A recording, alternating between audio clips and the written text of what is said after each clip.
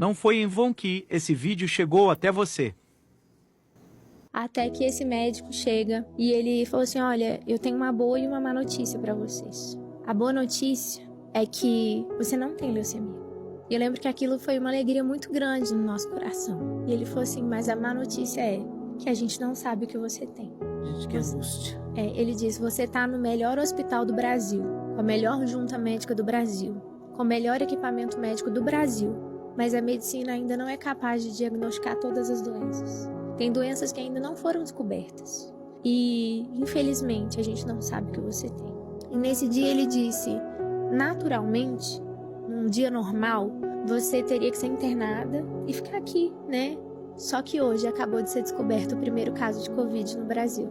Então você não tem sistema autoimune para combater nada, muito menos um Covid. Naquela época a gente não entendia o Covid como hoje e era um desespero nacional, né? Ia ser o primeiro lockdown. E ele virou e falou assim, vocês têm fazenda, vocês têm casa de campo, vocês têm algum lugar afastado? A gente falou assim, temos. Ele falou, então dirige até lá e não saia até que a pandemia acabe. E eu lembro que quando a gente estava saindo da sala dele, ele falou assim, só um minuto. E eu virei para trás e ele disse assim, Lu, eu tenho outra boa notícia. Eu falei assim, o quê? Ele falou assim, sua boca. Eu falei, hã? Ele falou assim, sua boca não tá sangrando. Porque se estivesse sangrando, já seria de dentro para fora. Nesse processo, eu inchei muito. Eu ganhei 14 quilos. Quando a gente conta, parece tão superficial, mas às vezes fazer isso, que é tão simples em alguém, você chegou, oi, tudo bem? Dá um tapinha, pra mim era levar um soco. A minha pele doía, entendeu? Tudo em mim doía. Eu tomava o maior nível, aliás, ainda maior do que se pode, de corticoide por dia, tentando, né? Então, assim, e o próprio corticoide faz com que você enche. Isso, faz. E vários remédios, né? E nenhum médico descobria. E minhas veias arrebentando. Resumidamente, eu tive uma inflamação generalizada de todas as veias do corpo. De repente, quando a gente saiu, né? Pegamos estrada, chegamos na nossa casa que a gente tem no interior. E quando chegou lá, passaram alguns dias, minha boca começou a sangrar. E quando minha boca começou a sangrar, o que fazer? A quem recorrer? E eu lembro que em um processo, não foi nesse momento, mas em um processo desses, uma amiga minha me ligou e ela sabia e ela, minha melhor amiga, ela estava muito, muito triste e ela virou pra mim e falou assim, Luici. E ela engasgou e começou a chorar. Até hoje eu acho que ela quis dizer, Luici, você morreu. Só que quando ela disse, Luici, ela parou, começou a chorar, um silêncio reinou. Eu tava dentro do carro, na estrada, e começou a tocar uma música. E essa música falava assim, tudo é possível. E eu virei pra ela e eu falei assim, Aninha, tudo é possível. Tudo Deus pode fazer, Deus não perde as batalhas, Ele não vai perder. Se Deus quiser me curar, esse vai ser não o meu pior deserto, mas talvez o meu maior testemunho. Mas se Deus não quiser me curar, minha amiga, Deus não perdeu as batalhas, porque perder as batalhas é um crente pro inferno. E eu sei a vida que eu tenho com Deus, eu sei o meu caminhar com Deus, e eu sei que o meu lugar é o céu. Então, amiga, Deus não perdeu as batalhas. E essa música ainda era em inglês, mas eu traduzi ela e ela se tornou o meu ecoar, a minha música, né? Ali a minha boca começou a sangrar, a gente tem aquele momento de negação, né? Eu liguei pro meu dentista, falei, pode ser uma gengivite? Pode ser alguma coisa? Por favor, diga que sim. E ele, não pode. Não pode. E meu pai entrou comigo dentro do carro e falou, filha, vamos voltar para Belo Horizonte. Vamos procurar outro médico, outro hospital. Isso em pleno Covid. E agora todo mundo tinha medo de hospital, todo mundo tinha medo de ir no médico, mas a gente não tinha a quem recorrer, a não ser o Senhor e a medicina, né? E nós fomos, e é tão estranho que, por mais que eu estivesse passando pelo vale da sombra da morte, a gente tinha paz, Helena. A gente tinha paz. Excede todo entendimento. Exatamente. Eu falo que eu descobri, eu entendi a paz que excede o entendimento nesse momento. Quando todo mundo falava, você tinha que estar enlouquecendo. E eu falava, mas tá tudo bem, o Senhor tá na frente, se eu morrer eu vou pro céu. Nós descobrimos o que você tem. A má notícia, não tem cura. E aí ele falou, dentro de um ano você vai ter lúpus, artrite, artrose, não sei o que lá, reumatoide. E começou a citar, ele citou o nome da doença, que é muito, muito grande. São tipo uns 20 nomes juntos. E ele falou, olha, todo mundo que teve essa doença morreu em pouco tempo.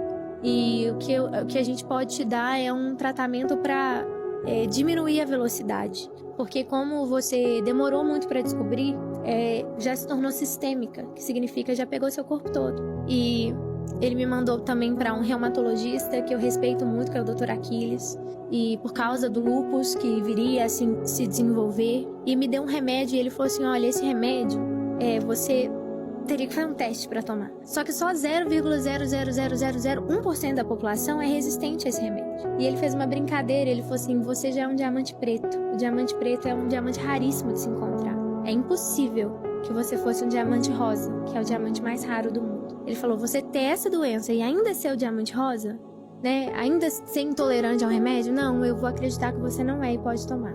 Eu saí daquele consultório e eu fui pra casa. Eu chorei. Você tem direito de chorar. Claro. Você tem direito de chorar. Eu chorei muito. Você só não tem direito de parar. Você não tem direito de parar de amar Jesus. Você não tem direito de parar de servir Ele. E eu lembro que aquele dia, 2 da tarde, começava o congresso. Eu chorei assim até 1.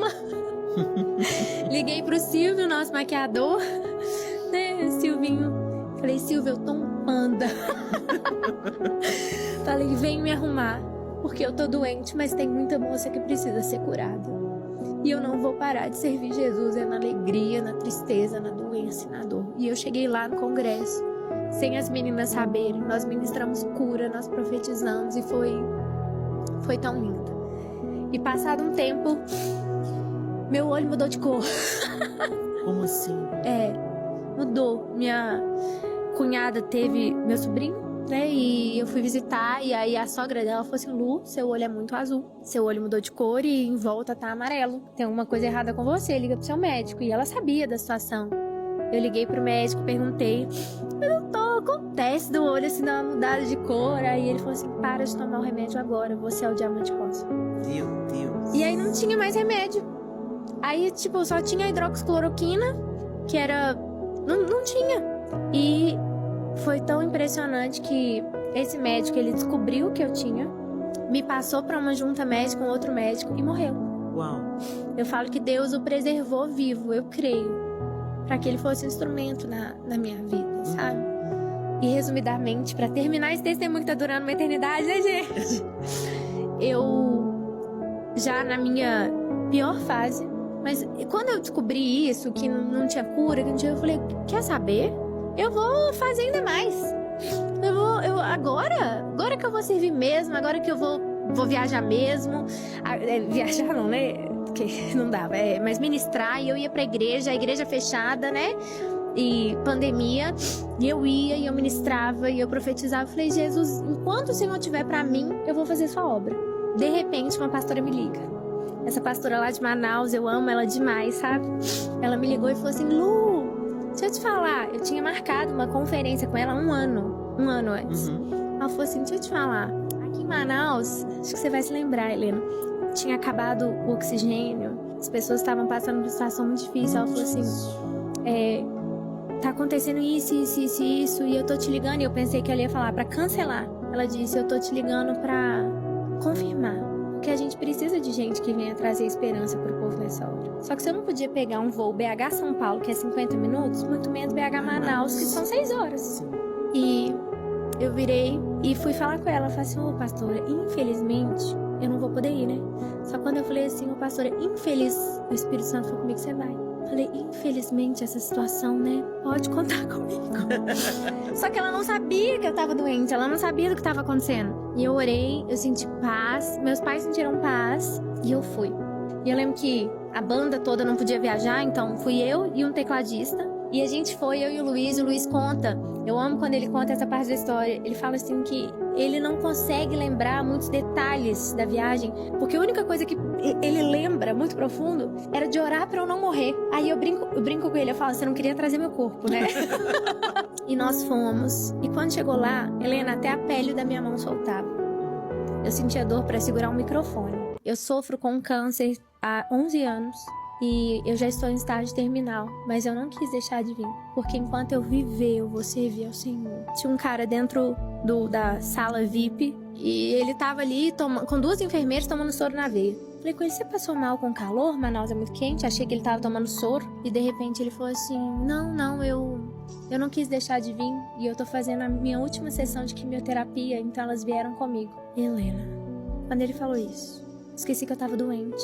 Eu esqueci tudo. E eu voei, assim, e ajoelhei no pé dele. E eu comecei a orar. Eu falei, Deus, esse cara veio fazendo tratamento de leucemia aqui. Senhor, cura a vida dele, em nome de Jesus. E eu ajoelhei, eu comecei a orar. E eu perdi o horário, eu perdi o tempo. De repente, a banda que tava ali, que era da cidade, porque não podia, né? E o Luiz já estavam em cima do púlpito. E a pastora vem, ela encostou nas minhas costas. E ela falou assim, Lu, acho que você perdeu o tempo. A banda já subiu, o congresso já começou. Você tem que ir.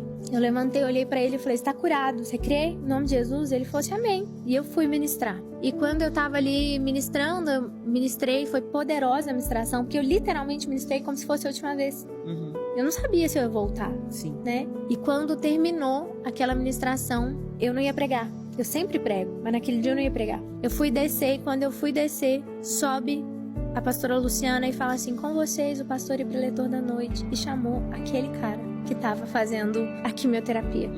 Ele sobe e fala assim, olá, eu sou o preletor da noite, eu sofro com câncer há 11 anos e eu já estou em estágio terminal, mas eu não quis deixar de vir, porque enquanto eu viver, eu vou servir ao Senhor.